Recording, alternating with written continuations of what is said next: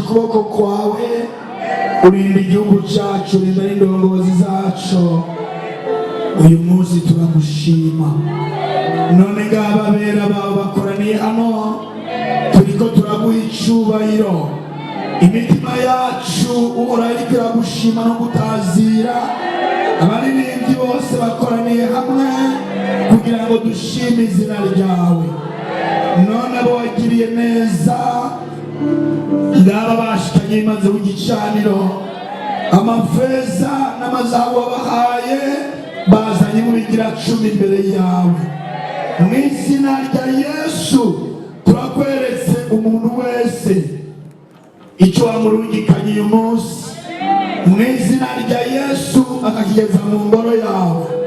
Turatuye mu marembo y'ijuru yuguruke, maze ibishikama riduge rimeze bavumota neza.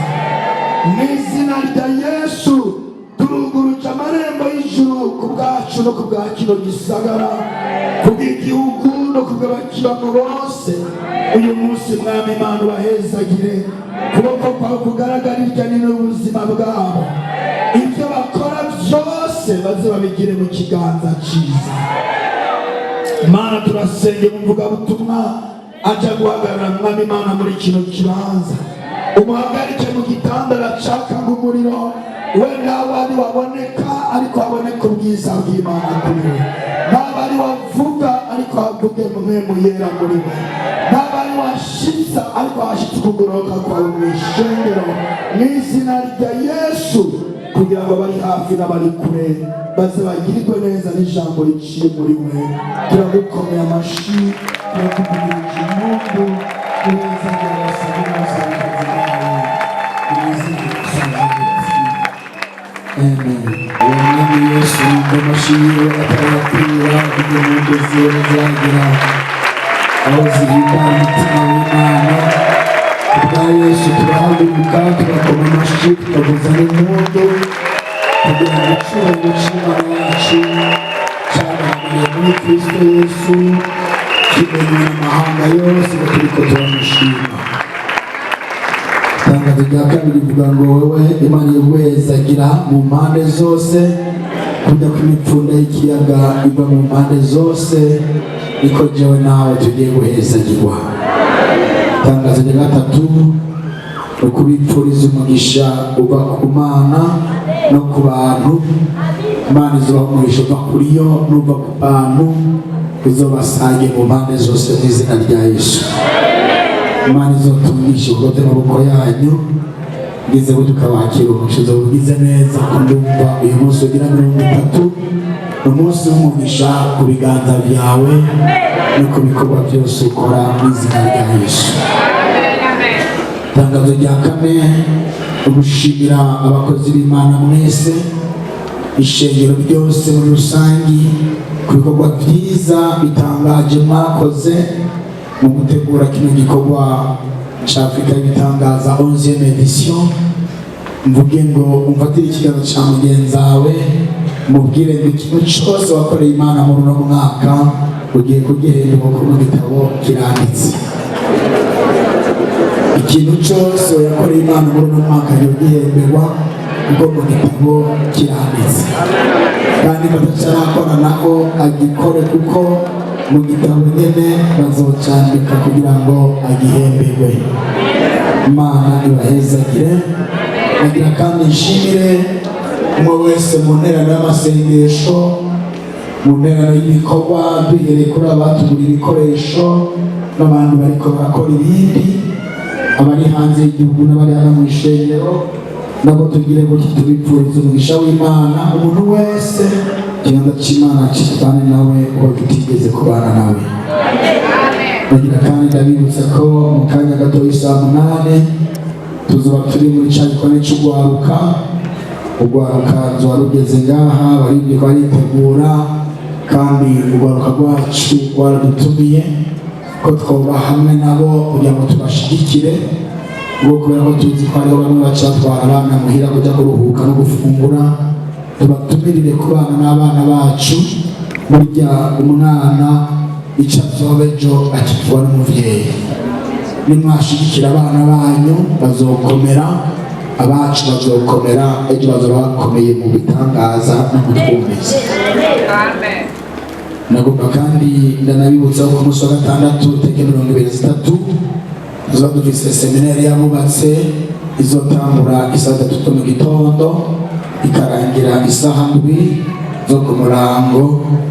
Kandi ku munsi wa Mungu twari twasabye abakozi b'Imana babishoboye bo mu yandi mashengero no twafatikanije kino gikorwa ko bazobana natwe mu gitondo. Ababitwemereye abatazobishobora naho bari ku mirimo yo mu mashengero iwabo kubera impamvu zitandukanye zibituma twari twavuga ko tuzoja duhurira hano nabo nyene saa 8 kugira ngo dusengere porogaramu y'ishengero, ibikorwa by'ishengero, ibikorwa by'igihugu no gusengeranira hagati yacu kuko uyu mwaka ni umwaka w'inyishu ku muntu wese. Bahaze kuramba kugira ngo ibyiza bahereye imbere y'ihanga baze babyakirana umunezero kandi abibe mu bahimbaza izina ryawe. Tubisenze mu izina rya Yesu Nazareti.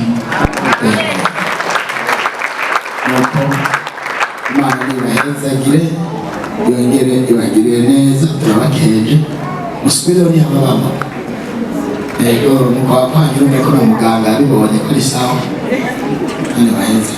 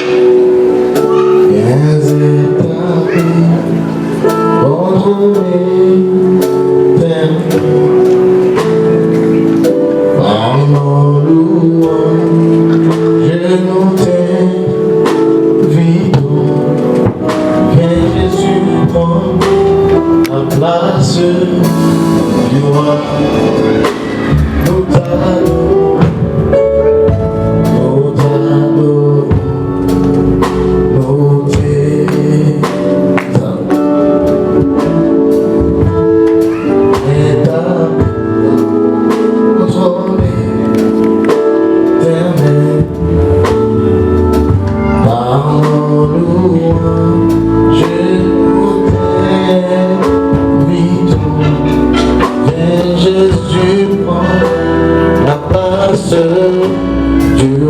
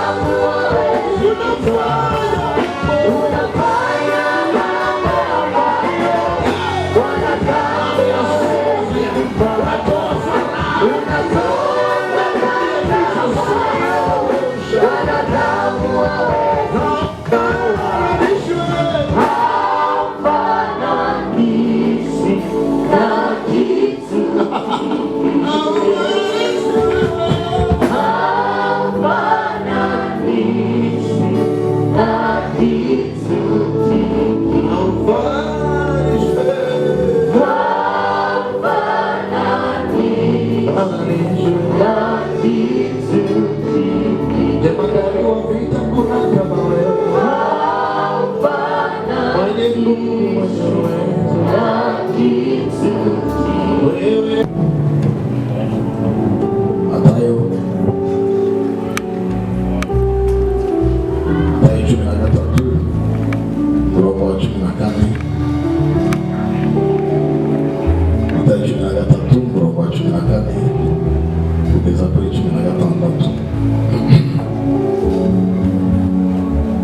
Igituma ababwirira mu migani nuko iyo baraba ntibabona, kandi iyo bumva ntibumva ntibatahura. Kandi icyo wavugishwa n'Imana Yesaya yavuze bibashize ko ngo kumva uzokumva ariko ntimuzoroha kubitahura, kandi kuraba muzoraba ariko ntimuzoroha kubyihweza. Kuko umutima wo mu bwoko ucuramye amatwi yabo akaba ari bihorogotwi, amaso yabo bakayahumiriza ngo ntibarabishe amaso, ntibumvishe amatwi, ntibatahurije imitima ngo bahindukire n'abakize. Ariko amaso yanyu arahiriwe kuko abona, amatwi yanyu kuko yumva. Haleluya. Abikorino ba mbere igice cya 2 murongo, reka dusome kuri 12. Ariko tweho ntitwahawe impwemu y'isi, ariko twahawe impwemu ava ku Mana, kugira ngo tumenye ivyo Imana yagize iki yatugabiye. Reka nagasubiremo ngo ariko tweho ntitwahawe impwemu y'isi, ariko twahawe impwemu ava ku Mana, kugira ngo tumenye ivyo Imana yagize iki yatugabiye. Abami ba kabiri igice cya 4 murongo w'9. Abami ba kabiri igice cya 4 murongo w'9. Bukeye nyamugore abarira umugabo wiwe ati, mbona uyu muntu wari uwera kandi n'umuntu w'Imana, enda tumwubakire icyumba hejuru ku nzu, tumushyiremo uburiri n'ameza n'intebe n'itara, maze yaje kuturamusa azohore araraho. Abagabo murashobora kubyagira, abakenyezi murashobora kwikeneka. Imana iromisha. Abakenyezi ntibabyagira, babyagira abagabo. Igihugu kiragoye. Ndababwije mwese mu izina rya Yesu. Ntaraja kure najyana mpamagare madamu waje aze hano kugira ngo mubone umwana wacu twamuzanye, sinzi yageze. Mugabo yaje hano gusa umwana umwe yitwa Gakiza Emi Emery Junior.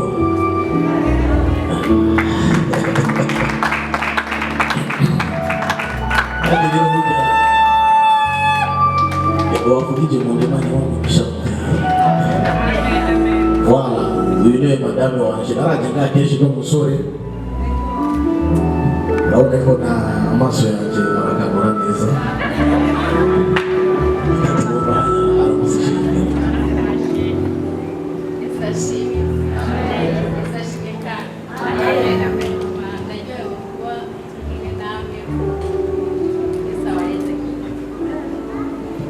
Avuga amajambo menshi nk'abandi, dukomera amashyi.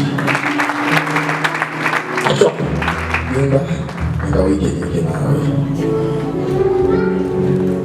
navuga amajambo menshi, kandi namwe senga Imana izo umugore ndavuga amajambo menshi. Abagore bafite impamvu y'Imana, iyo rero zina amajambo menshi kuko haleluya. Biravuge ibintu bikomeye cyane, biravuge ibintu byoroshye kandi bitoroshye. Aho twari kumwe cyo ndashobora kuba batahura ubu imvugo y'iwanje iravuga ibintu bitoroshye kandi ibintu byoroshye.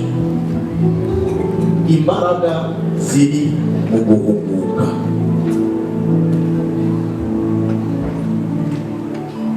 Imbaraga ziri hehe? Usomye muri Luka 18:23 biravuga ko habaye impumyi yitwa nde? Bartimayo mu Kirundi. Yumvise Yesu arenganye, niko havuga aha kuri 40 arasemerera aramubwira ati, mwana w'Imana. Yesu aramubaza ati, ushakaga gukorera iki? Bartimayo yamwishuye gute? Pastor Jerome arasubiza kugira ntiyamwishuye ati shaka kubona, yamubwiye ati shaka guhumuka. aho niyo nzakuka. Iri niryo jambo Luka 18:40 niyo rufatiro ziriya nasomye nizo za kwifashisha. Yamubwiye gute? Shaka. None kw'ikibazo cy'abaro kubona kweri kudashaka kubona, kutavuga yuko ushaka kubona, kweri kuvuga yuko ushaka guhumuka. Yesu bamaze kumusengera bwa mbere yabonye iki? Ati urabona iki? Zibone y'ibiti bigenda neza. Hari ikibazo n'ikibazo. Yakabiri Yesu akamubwira ati uhumuka. None ko Yesu akamubwira ati bona, kuko ikibazo cyo ari kubona batamubwira ati bona, yamubwira ati uhumuka. Mbere n'umunsi imbaraga zo kubona. Amen. Ejo abo twari kumwe twize kuviriye, twasomye muri Galate 4:4 avuga ngo mu gihe gikwiye Imana ituma umwana wayo kugira ngo aze acungure isi. Mu gihe gikwiye tuca turabaza tuti, none ko Bibiliya ivuga ngo mu gihe gikwiye Imana irungika inde umwana wayo? Uko sukuri none mu gihe gikwiye tuca turabazanya tuti, none uwushiraho igihe nini, uwureba igihe nini? None kubera iyo Mana nyine gushiraho ibihe yarindiriye,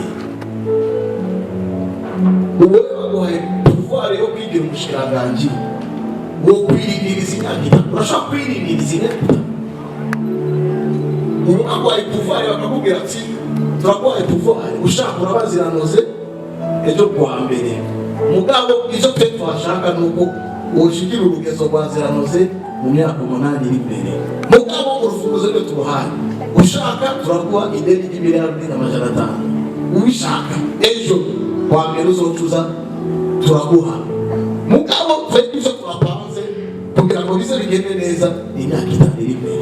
Mugabo twe turaguha ishwa, izo twe tumaze kugutegurira ni 5 ziri imbere. Mugabo ni wabishaka wowe neje uraza haroni ndimyaka ejo ati nacanganikiwe izo zo kuwa mbere izo vy'Imana niko mubyo cyavuga ni barasezera. Uko niko abantu batazi ivy'ibihe bagenda n'ingoma. Umuntu ararota yabaye pasteur ntasezera no gusoza ko ibintu bikomeye cyane.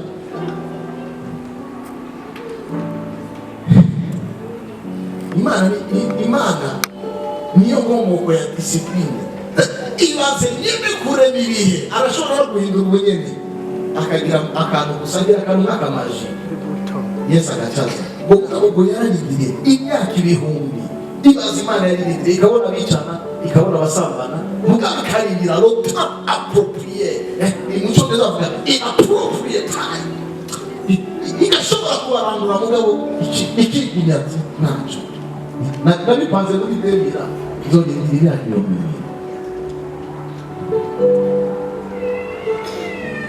Urashobora kurindira wowe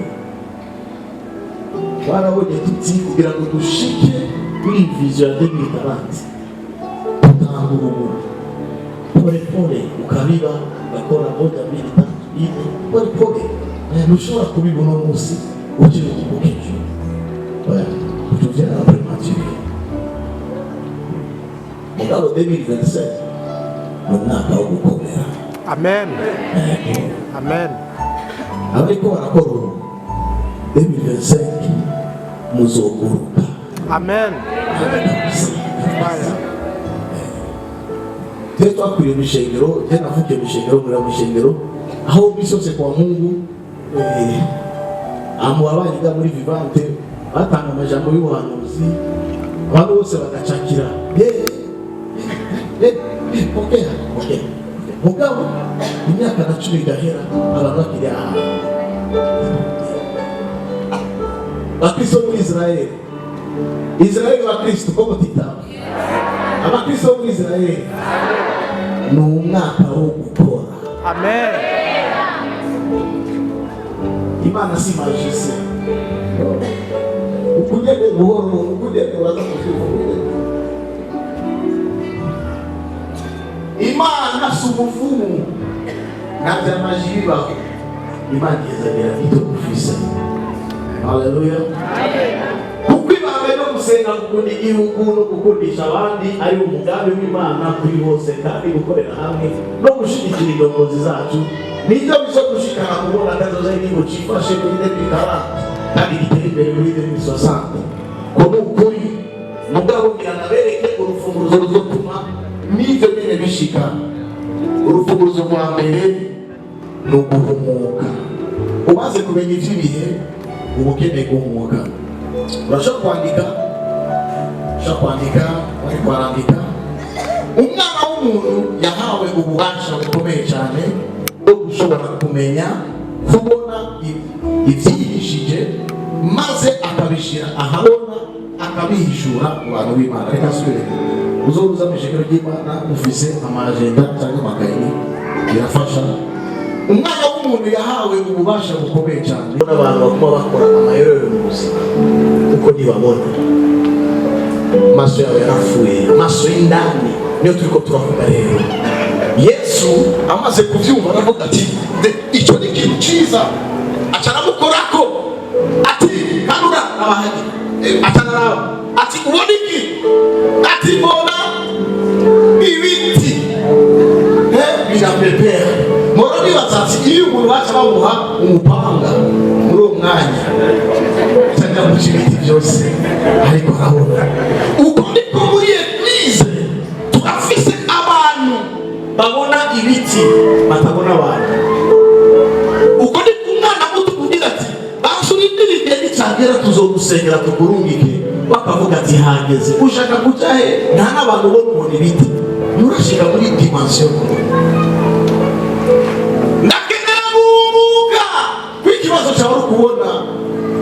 Yesu nawe acamubwira ati bwa kabiri acavuga ati uyu ajabona. Muri etape ya mbere niho abantu bajya kugira ama business.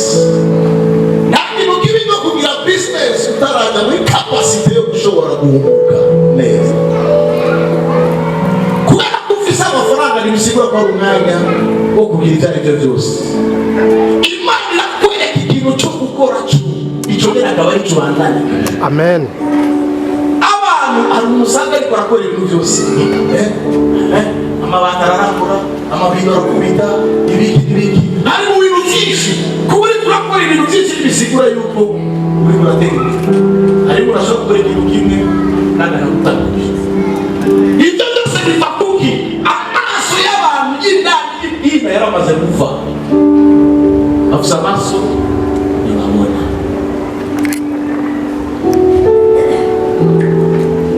Yesu asifiwe sana. Bwana asifiwe sana. Usomye ibyakozwe n'intumwa igice cy'icenda umurongo w'icumi ngo i Damasiko hari umwigishwa yitwa Ananiya ngo umwami Yesu aramwiyereka aramubwira ati Ananiya we ati sabye kuri 11 yavuga ngo umwami aramubarira ati va hasi ujya mu nzira yitwa igororotse ubarizeyo mu rugo kwa Yuda hari umuntu yitwa Sawuli w'Itaruso ariko arasenga kandi yabonye umuntu yitwa Ananiya yinjira hari amurambika kw'ibiganza kugira ngo ahumuke. Irababaza ko Sawuli yari yahumye yabibonye